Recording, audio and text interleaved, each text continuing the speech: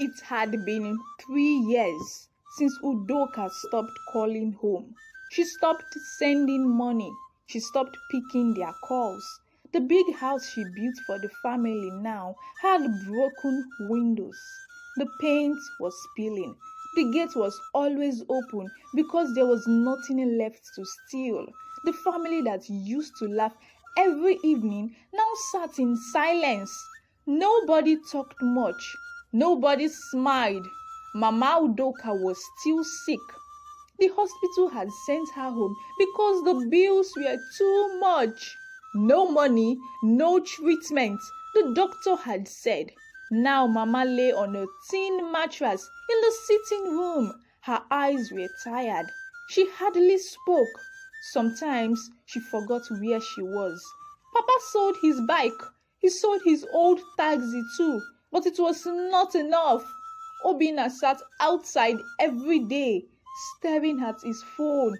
His plaza, built on Udoka's land, was in trouble. They said government is coming to take it. He told Chisom, "Let them take it." Chisom replied, "That land was never yours." Obinna stood up and shouted, "But I'm the first son. I was only protecting the family." "By chasing the person who fed us?" Amarachi asked from the corner. "You called her a stranger in her own house." Obinna kept quiet. That evening, there was no food, no light, no peace. Only the sound of crickets and Mama coughing in the dark. The next morning, they went to Nnewi to see a prophet. The room was quiet when they entered. The prophet looked at them one by one. Papa, Obinna, Chisom, Ifeoma, and Amarachi. He shook his head slowly and said, "You are all suffering because of what you did to your daughter, Udoka." The air became still. "She is the light God gave to your family," he continued. "But you pushed her away. You broke her heart." Papa bowed his head. Amarachi wiped her tears. Obinna, who always talked too much, kept quiet. The prophet stood up and pointed at them.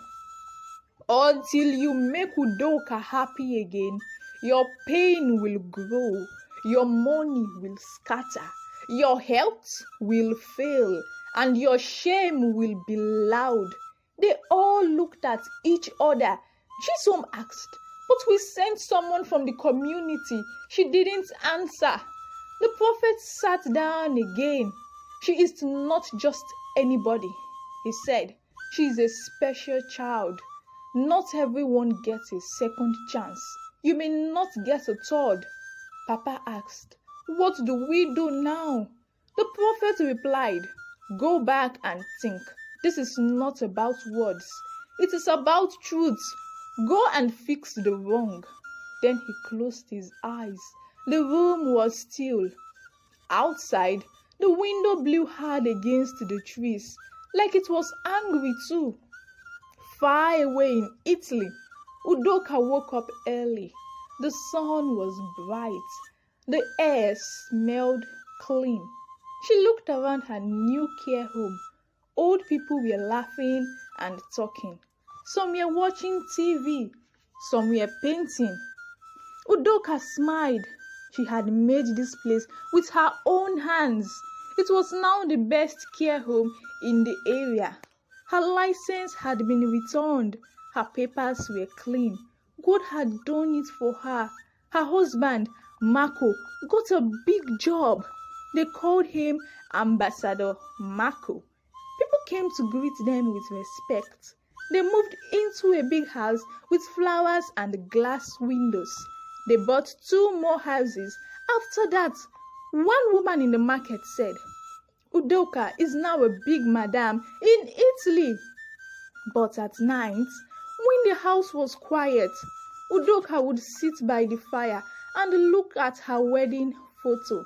She touched the picture gently. Her smile faded. "No papa, no mama, not even one call," she said. Even on the happiest day of my life, I was alone. Mako came and sat beside her. "Are you okay, my love?" he asked. Udoka looked up. "I'm happy, but I'm not healed," she said. "My family broke me. They watched me cry. And now they are no longer in my life." Mako held her hand and said, "Then let them stay out." Udoka nodded, but her heart was still heavy. Back in Nigeria, something strange started happening. Obinna could not sleep at night. He would lie down, but his eyes stayed open. When he finally closed them, he would see Udoka walking away from him in a dark place. One night, he woke up screaming, "Udoka! Udoka, please!" Papa too was seeing strange things. He said a shadow stood by his bed and called his name 3 times. "Umwa!" he cried. "A spirit is chasing me." Mama stopped eating. She would sit up and talk to the air. "Who are you?" She asked nobody. "Please, leave me alone." One afternoon, Chisom screamed, "Mama is talking to someone that's not there." They all ran back to the prophet again. Their clothes were rough. Their eyes looked tired. The prophet looked at them and asked, "Did you beg Udoka from your heart?" Papa nodded. "Yes, we did." The prophet looked at him and said, "No, you begged for help, not for forgiveness. And God is watching." Everyone kept quiet. Amarachi stepped forward. "We tried to call her again, but she has blocked all of us." The prophet closed his eyes and said, "Now you will suffer more, not because she is angry, but because you never truly said sorry. You never truly repented." Obinna sat on the floor and cried. "We want to say sorry. We just don't know how to reach her again." The prophet pointed at them. "Until you find a way, the pain will not stop." Outside, thunder cracked. Inside, no one said a word. The news came 2 weeks later. Mama Udoka had died quietly in her sleep. She was buried with only a few people there. No music, no dancing, and nobody told Udoka. Not until it was all over. It was Obinna who finally sent a short message. "Mama is gone. We buried her last week." Udoka read the message. She didn't scream. She didn't cry. She stood up, took a candle from her drawer, and lit it in her room. She sat on the floor, closed her eyes, and said a short prayer. "God, take care of her soul. She failed me, but I hope you forgive her." Her 2 sons walked in and sat beside her. "Mommy, are you okay?" the younger one asked. Udoka looked at them and smiled, but her eyes were sad. Then she said something they never forgot. Never take someone's kindness for foolishness. When you break someone who helped you, you may never get them back again. She blew out the candle. The room went quiet, but her heart was louder than ever. It was a Sunday afternoon. The sun was bright. Udoka and her family were coming back from church in their shiny black SUV. The boys were singing at the back seat. Mako was driving. Udoka sat beside him, quiet. After some time, Mako looked at her and said, "Honey, the priest's message today, it reminded me of your family." Udoka turned her face away, looking out the window. Mako continued. He talked about letting go, about peace. "I know they hurt you. I know they did bad things. But maybe it's time to forgive." Udoka stayed quiet. Mako added, "Your mom is gone. Who knows? Your dad may go soon too. He may never get the chance to see him again." He held her hand gently. "We have more than they ever took from you. We can buy land anywhere. But family is not something you can buy." Udoka looked straight ahead. Her eyes filled with water. She said nothing. That night, she couldn't sleep. She stood by the window, looking at the sky. The stars were bright, but her chest felt heavy. She walked to the bathroom, locked the door, and cried. Not small tears, long, hot tears. But this time, it wasn't pain. It was the start of peace. She whispered, "I forgive you. I forgive all of you." The next morning, she stood by her husband and said, "Marco, I want to go home. I want to see them." He smiled and put her into a hug. Her journey of healing had finally begun. 1 month later, the sun was hot in Umuaka. Children were playing on the road when they saw a big black jeep coming slowly into the village. One boy shouted, "Come and see! A big car is coming!" People ran out of their houses.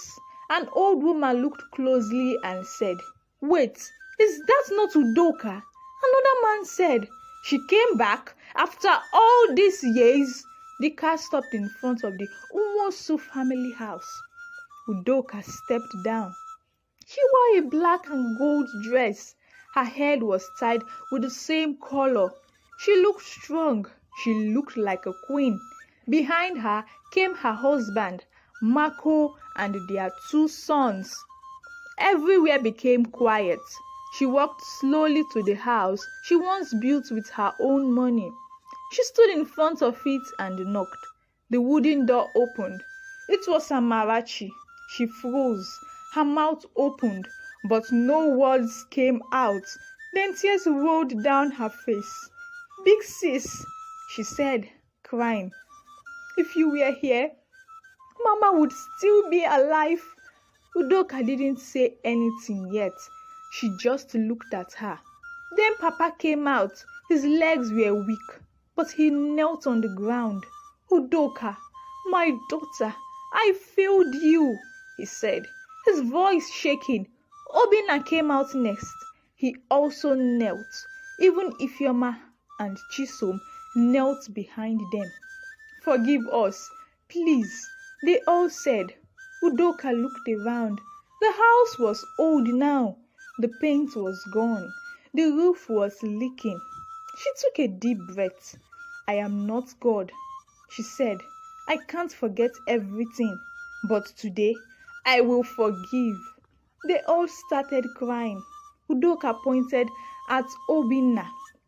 "Obinna, look at what greed has done to you. The land you took from me now brings you pain." He looked down in shame. Udoka turned and walked to the back of the house. There was a small grave there, Mama's grave. Udoka knelt and dropped white flowers on it. She closed her eyes and whispered, "Mama, I came back. Rest well." Then she stood up, wiped her eyes, and walked back in. Weeks passed. The Umosu family house got a new roof, new paint, new doors. Udoka fixed everything, but she didn't stop there. She started a small hospital and a home for old people near the village square. She called it Udoka Health Center. It was free. Old women came to check their blood. Children came when they had fever. Doctors were there, nurses too, and there was food. People from nearby villages heard the news and came. Some said, "Is this the same Udoka they threw away?" Others clapped as she passed. Some even cried. She didn't smile much, but her eyes were soft. Her 2 boys ran around the compound, laughing. Marco helped carry cartons of medicine. Papa swept the front yard every morning. Even Obinna started helping to paint chairs.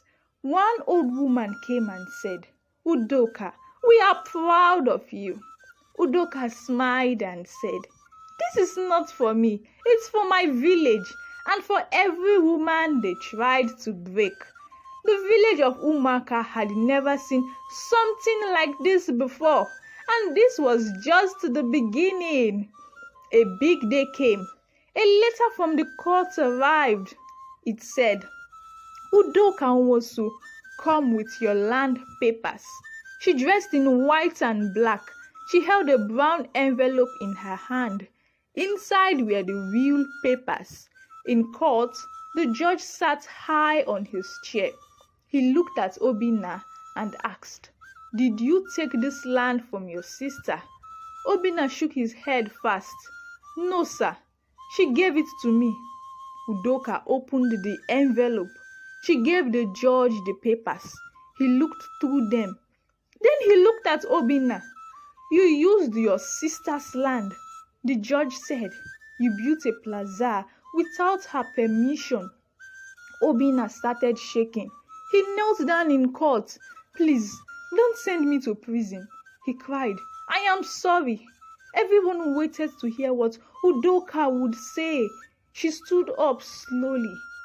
"I don't want him to go to prison," she said. "He is still my brother." The judge looked surprised, but Udoka added, "Let the truth be known. I built that plaza with my sweat, not him. Let my name be on the paper." The judge nodded. "The plaza belongs to Udoka," he said. "Obinna will work there as a manager, not as the owner." Everyone in court clapped. The truth had come out. Months passed. Back in Italy, something big happened. Udoka's care home got a contract with the Italian government. That meant more money, more workers, more care for old people. The news spread fast. Newspapers wrote about her. Her face was on TV. People called her the Nigerian woman with a big heart. In Umuaka, her name was everywhere. People came to see the hospital and old people's home she built. They called it Udoka Health Center. Obinna got a job with an oil company. He said, "If not for Udoka, I would be nothing." Her sisters joined her in Italy. They started work in her new home.